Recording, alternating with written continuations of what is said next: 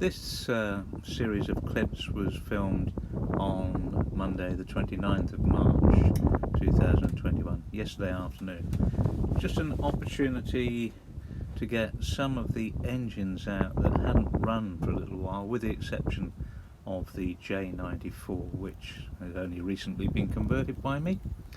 And so we've got Flying Scotsman. This one's first trip out since September of last year. I didn't charge her before running her. I call her Jock. I call her the Flying Jock. That might upset some, but so I just call her Jock. But as I say, not run since last September.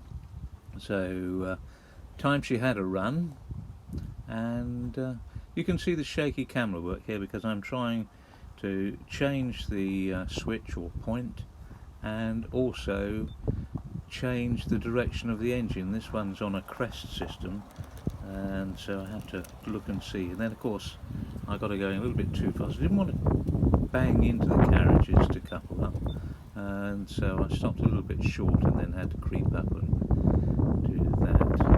So, but ran very well, and I didn't charge the engine before I ran it, and ran for about 50 minutes altogether, and with 8 Mark 1s on the back. It's a lovely engine, fine scale brass, and a quiet runner and a powerful runner. The power setting, I think I was on about 40% when I, as it were, opened her up, but didn't open her up very much. And because I like to see the engines going, and as it was, she was doing the circuit in a couple of minutes, which means scale speed. She's doing an average of about 70-75 miles an hour, so plenty fast enough for a mature engine like that. The other engine running at the moment on the inner line, we'll see shortly, is the Swansea dock tank. Now that one is operating from the mineral wagon behind it. I'm umming and ahhing about converting that one to be independent. I'd like it to be independent. I didn't build it, someone else built it. It's a beautiful model, and I don't know how it was put together, so at the moment it's staying with the battery control vehicle providing control at the moment. So, but good little engine, and because I've got all these horrible Railway Clearinghouse 7 plank wagons, which I tried to flog on but couldn't, I decided to actually rake. I think I've raked out 4 of them with the Great Western marking on, to run with it and the towed brake. So here we are, running for the first time since purchase our 4 Great Western 7 plank RCH coal wagons. So that they need to have a coal load put into those to make them look better, and I'm going to learn how to do weathering on those. Here comes Jock squeezing past under the snow shelter, now a willow shelter. Go around. Carriages are populated, the seats have got moquette on, courtesy of Chris Holt that is, and the tail lamp courtesy of Chris Devenish. So that's all good. Coming around, you'll notice there's a very prototypical building on the track today, which I stood out there, something I acquired at a boot fair a long time ago, which beautifully scaled.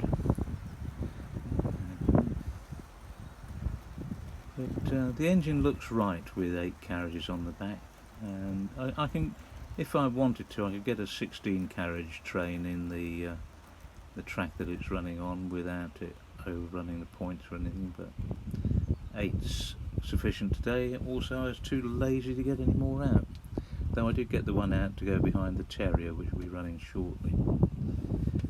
Here comes the Swansea dock tank. Rather nice, I like this. It's one of the engines with a crew fitted at the moment. I think they've been down the mines by the looks of it.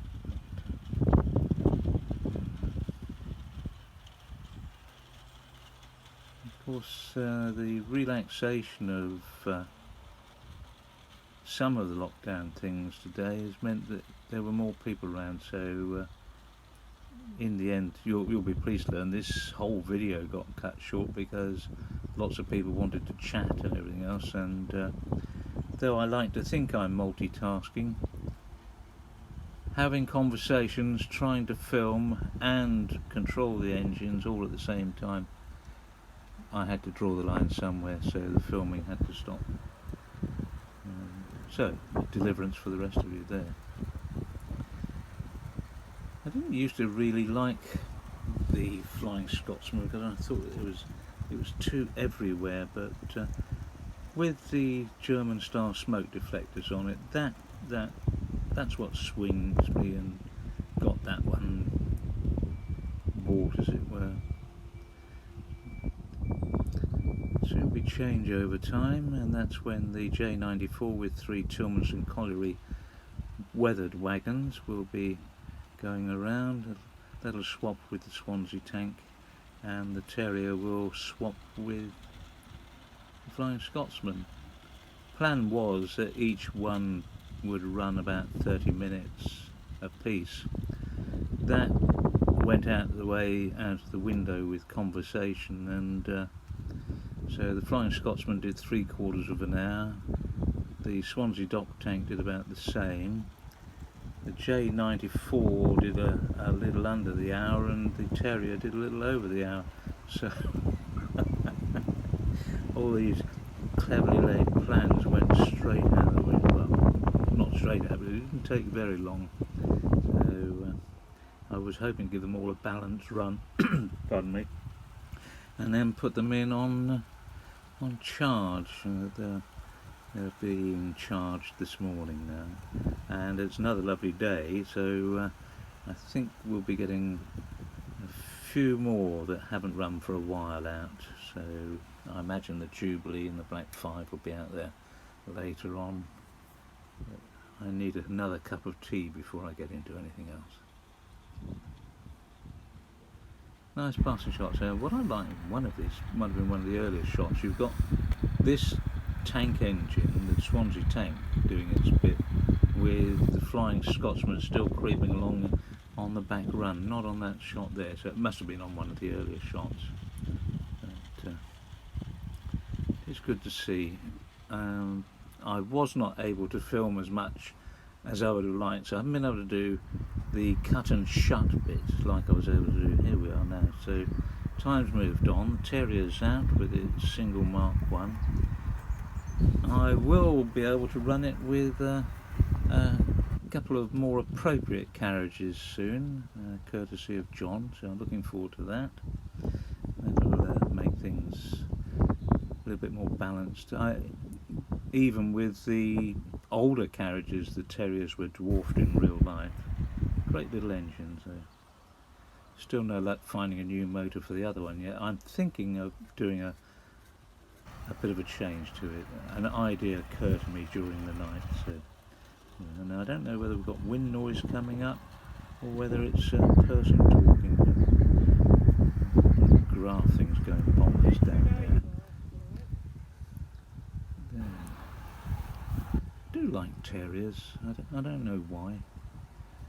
But, can't get used to the idea of them being called routers. I think that must be a fairly short-lived nickname for one. And here we are, the J94 with its 3 pardon me, Tillmans and Colliery ones. At the moment that one is technically 68019 from Tyne Dock. Originally when I bought it I was going to paint it up in the NCB blue colours with the red lining. That could still happen yet, though maybe rather than disturb things I'll just buy another one when one comes up at an appropriate price. I've got another one with a high bunker, but that's not technically correct for the colliery. So And chugging around. That is the Kent Caulfield one. I imagine NCB had ones with high bunkers in other parts. And I think we're probably fast approaching the end now, because conversation and wind noise got a little bit much towards the end, so I had to concentrate on one thing or another. And let's have a see. Maybe not. Here's a gentleman who saw me playing trains and wanted to take pictures for his grandson, which was quite nice. And it's Nigel standing watching through. He's got quite a large 00HO gauge railway, so he's a confirmed railway nutter like the rest of us, so that's all right. And that is the end. Thanks very much for watching. All the best.